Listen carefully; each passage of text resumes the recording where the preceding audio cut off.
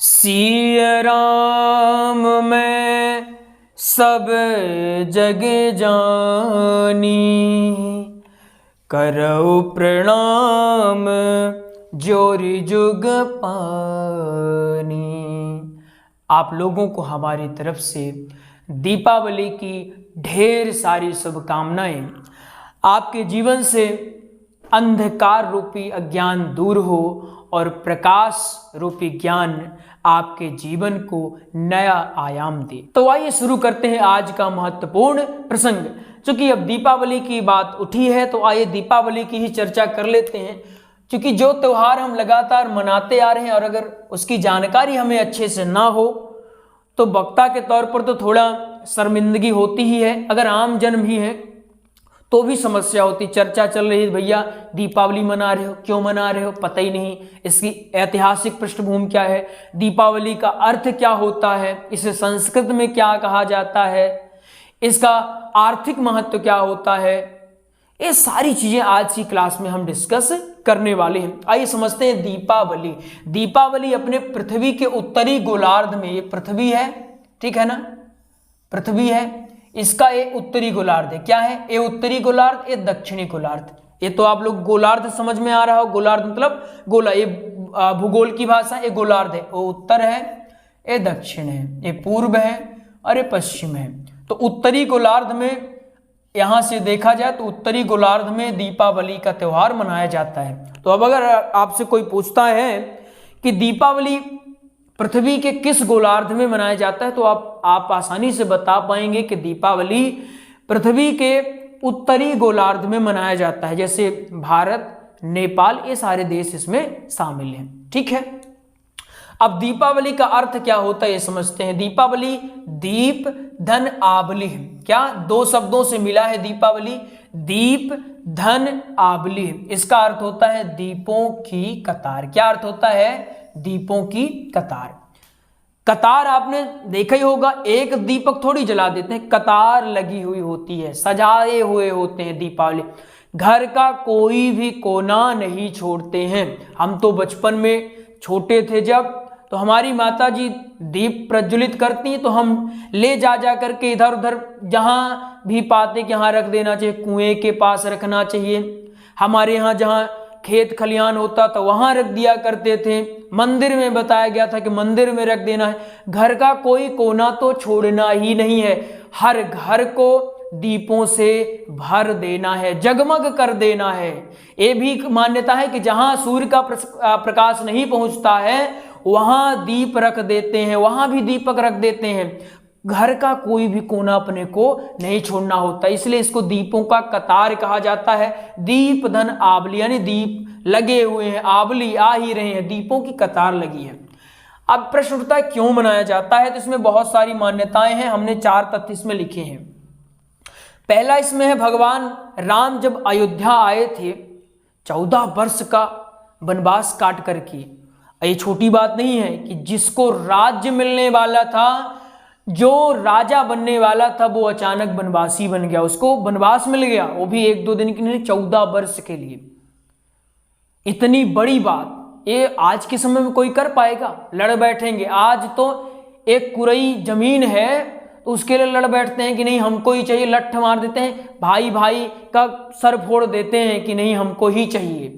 थोड़ी जमीन के लिए मेड़ खोदने में लगे हुए हैं। और सोचिए राम जी का गुण कि बस एक आज्ञा मिली, वो भी दशरथ जी ने कहा बात माननी हो तो मानो, नहीं तो तुम राजा बनने वाले हो, तुम्हें राज्य दे देंगे, तुम एक काम करना, हमें घर से निकाल देना तो कोई तुम पर शासन नहीं जमाएगा। मैं राजा हूं, मैंने उसको वचन दिया, लेकिन अब तुमको अगर राजा बना दूंगा तो बात मानो चाहे न मानो। श्री राम जी ने कहा पिताजी आपने हमें संस्कार सिखाया और आज ही कह रहे हैं आप संस्कार भूल जाओ, ऐसा कतई नहीं हो सकता। आपका आदेश है तो मैं वन अवश्य जाऊंगा। तो ऐसे हैं हमारे राम जी। तो उनकी खुशी में जब वो आए तो दीपक प्रज्वलित किया गया और ये एक कथा मान्यता हो गई कि सब लोग प्रसन्न थे और दीप प्रज्वलित कर करके अपनी खुशी को जाहिर कर रहे थे। ठीक है ना, क्लियर है। दूसरा है हिरण्यकश्यप का वध। जब हिरण्यकश्यप का वध हो गया तब से एक मान्यता हुई कि उसी तिथि से अर्थात कार्तिक माह की अमावस्या से दीपावली मनाया जाने लगा। फिर राजा बलि ने जिस दिन दान दिया था, राजा बलि की कहानी आपको पता है। राजा बलि ने जब दान दिया था तो उस दिन को महत्व देने के लिए, उस दिन का महत्व बढ़ाने के लिए दीपावली मनाया जाने लगा, उसी तिथि से मनाया जाने लगा। समुद्र मंथन। अब एक प्रश्न उठेगा कि दीपावली तो ठीक ही है, दीपावली में मां लक्ष्मी की पूजा होती है। किनकी? मां लक्ष्मी की होती है पूजा की नहीं होती है? तो मां लक्ष्मी की पूजा क्यों होती है? मां लक्ष्मी निकली थी मंथन से, तब से ही मनाया जाने लगा दीपावली। उसी दिन से दीपावली मनाया जाने लगा, उनकी आराधना होने लगी, पूजा होने लगी। ठीक है ना? तो क्लियर हो गया क्यों मनाया जाता है। ये 4 तथ्य हैं। इसकी जो तिथि देखा जाए तो कार्तिक माह की अमावस्या को यह मनाया जाता है। ये जो त्योहार है ये लगभग 7 दिनों तक कंटिन्यू चलता है। 7 दिनों तक लोग करते हैं, जो बड़े धूमधाम से करते हैं वो कंटिन्यू 7 दिनों तक करते ही रहते हैं, इतना इसका महत्व होता है। ठीक है ना? एक क्लियर हो गया इतना कि दीपावली का अर्थ क्या होता है, एक कहां पर मनाया जाता है, उत्तरी गोलार्ध में मनाया जाता है, इसका एक क्यों मनाया जाता है, तिथि क्या है, कितने दिनों तक मनाया जाता है, अमावस्या की जो कार्तिक माह अमावस्या में ये दीपावली का त्योहार मनाया जाता है। क्लियर है ना? अब यहां कुछ लोग कहते हैं क्या हमें सिर्फ मां लक्ष्मी की पूजा करनी चाहिए, मां लक्ष्मी की ही पूजा करनी चाहिए? तो नहीं, क्यों नहीं करना चाहिए? इनके साथ साथ साथ अगर जोड़ा जाए तो श्री नारायण, श्री नारायण इनकी भी पूजा करनी चाहिए। क्यों करनी चाहिए? सिर्फ मां लक्ष्मी की ही पूजा नहीं करनी चाहिए। मां लक्ष्मी तब तक नहीं आती हैं जब तक श्री नारायण को ना बुलाया जाए। जब तक आप इनको भी साथ में नहीं बुलाएंगे तो मां लक्ष्मी नहीं आती। और अगर आ भी गई तो इनका वाहन क्या है? उल्लू है। उल्लू कैसे होता है? उल्लूक वाहिनी है मां लक्ष्मी। तो जब मां लक्ष्मी उल्लू पर सवार होकर आती है तो आपने सुना होगा कि धन तो बहुत आता है लेकिन धन हमारा रुकता ही नहीं है।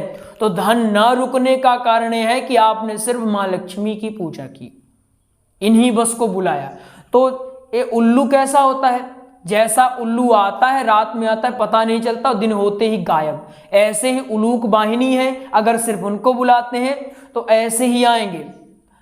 कैसे आएंगे? रात में आया धन और दिन होते पता चले गायब हो गया। पैसा तो खूब कमाए लेकिन पता चले या तो बीमारी हो गई, कर्जा हो गया, कहीं गिर गया, किसी ने लूटपाट कर लिया, कुछ ना कुछ ऐसा हो जाता है कि पता ही नहीं चलता भैया क्या हो गया। कमाते तो बहुत है, पता ही नहीं चलता पैसा जा कहाँ रहा है। इसका रीजन ये है कि आप सिर्फ मां लक्ष्मी की पूजा करते हैं। तो क्या करना चाहिए? दोनों की पूजा करनी चाहिए। किनकी? दोनों की पूजा करनी चाहिए। मां लक्ष्मी और श्री नारायण प्रतिमा रख लें, फोटो रख लें, जो भी हो बढ़िया से रख लें और उनकी पूजा करनी चाहिए। बड़े धूमधाम से करना चाहिए, उल्लास के साथ करना चाहिए। साइंटिफिक रीजन भी है कि दीप प्रज्वलित करने से इन्वायरमेंट अच्छा रहता है, पोल्यूशन कम होता है। ये साइंटिफिक रीजन भी है। जब दीप प्रज्वलित करते हैं तो एक नया आयाम क्रिएट होता है, जो पॉजिटिव वाइब्स हैं वो क्रिएट होती है, सकारात्मक ऊर्जा प्रवाहित होती है।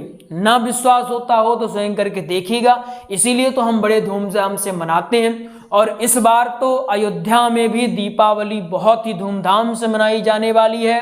प्रारंभ हो चुका है काज और बहुत हर्ष की बात है कि अब धीरे धीरे हम सब राममय हो रहे हैं। तो आइए, जिस उपहार की बात हम कर रहे थे वह उपहार आप लोगों को देते हैं, आप लोगों के सामने प्रस्तुत कर रहे हैं। बहुत दिन से विचार चल रहा था कब किया जाए, कब किया जाए, लेकिन दीपावली से अच्छा मुहूर्त और अच्छा दिन इस तोहफे के लिए कुछ और हो नहीं सकता।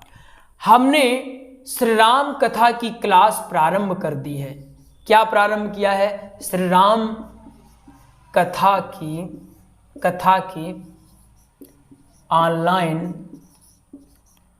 ऑनलाइन क्लास हमने प्रारंभ कर दिया है। यह बहुत ही खुशी की बात है कि अब आप लोग, अभी तक आप लोग केवल भागवत सीखते थे, लेकिन अब आप लोग श्री राम कथा भी सीख सकते हैं। यह यूट्यूब पर भी चलेगी, निःशुल्क रूप से यूट्यूब पर चलती रहेगी। और अगर आपको इसकी स्पेशल क्लास लेनी है, श्री राम कथा की 2 क्लासेस हैं। एक क्लास है यूट्यूब वाली, एक यूट्यूब है और एक लाइव क्लास है। कैसी रहेगी? एक है लाइव क्लास। तो यूट्यूब वाली जो क्लास है यह तो निःशुल्क रहेगी। कैसी रहेगी? निःशुल्क रहेगी। जो लाइव क्लास है इसका शुल्क लगेगा। क्या लगेगा? इसका लगेगा शुल्क। शुल्क कितना लगेगा? 1000 रुपये। 1000 रुपये प्रति माह। कितना लगेगा? 1000 रुपये प्रति माह आपको इसमें शुल्क लगेगा। यह क्लास लाइव रहेगी। समय अभी इसमें हमने निर्धारित नहीं किया है। आप लोग जब जुड़ेंगे तो एक दिन का हम जूम सेशन कर लेंगे और उस जूम सेशन के माध्यम से समय निर्धारित कर लेंगे। जो समय आपको भी सुटेबल हो और हमें भी सुटेबल हो, उस समय में हम आप लोगों की क्लास संचालित कर देने वाले। तो अब आप लोग चाहें तो बेहतरीन ढंग से online special class, Shri Ram कथा की ऑनलाइन स्पेशल क्लास प्रारंभ हो गई है, जिसका शुल्क 1000 रहेगा। तो आप चाहें तो उसमें एडमिशन ले सकते हैं। एडमिशन लेने का सिंपल सा प्रोसेस है। आप चाहें तो इस नंबर में कॉल कर ले। नंबर है 8269386376। इस नंबर में आप कॉल कर लें। आपको और भी इस क्लास की जानकारी दे दी जाएगी और आपको एडमिशन भी दे दिया जाएगा। इसी नंबर में शुल्क जमा करवा के, आपकी स्क्रीन पर भी नंबर लिखा है। तो ये बड़े हर्ष की बात है कि दीपावली के दिन अगर क्लास प्रारंभ करते हैं तो बहुत ही खुशी की बात होती है, क्योंकि हम राममय होने जा रहे हैं और राम कथा का क्रेज भी धीरे धीरे बढ़ता जा रहा है। तो अब आप चाहें तो घर बैठे श्री राम कथा सीख सकते हैं। यूट्यूब पर भी हमने प्रारंभ कर दिया है। और जिनको है कि नहीं हमको लाइव पढ़ना है, लाइव पढ़ने का फायदा ये होता है कि जैसे अभी यूट्यूब में आप पढ़े, आप सही बोल रहे हैं नहीं बोल रहे हैं, ये कैसे पता चलेगा? और अगर सही बोल भी रहे हैं तो हम डायरेक्शन हमारा सही है या नहीं है, दिशा कहीं गलत तो नहीं हो रही, ये कैसे पता चलेगा? हम यहाँ पढ़ा दिए, आपको देख तो नहीं रहे। लेकिन लाइव क्लास में आप हमको देखेंगे, हम आपको देखेंगे, एक दूसरे के सामने रहेंगे, तो हम आसानी से पढ़ाई कर पाएंगे। जहाँ पर भी आपको डाउट आता है तो आप तुरंत पूछ सकते हैं, गुरुजी ये समझ में नहीं आया, हमको एक बार फिर से बता दें। तो विश्वास है आपको समझ में आ गया होगा। और दीपावली का त्यौहार है, बढ़िया से पूजा पाठ करिए आनंद के साथ।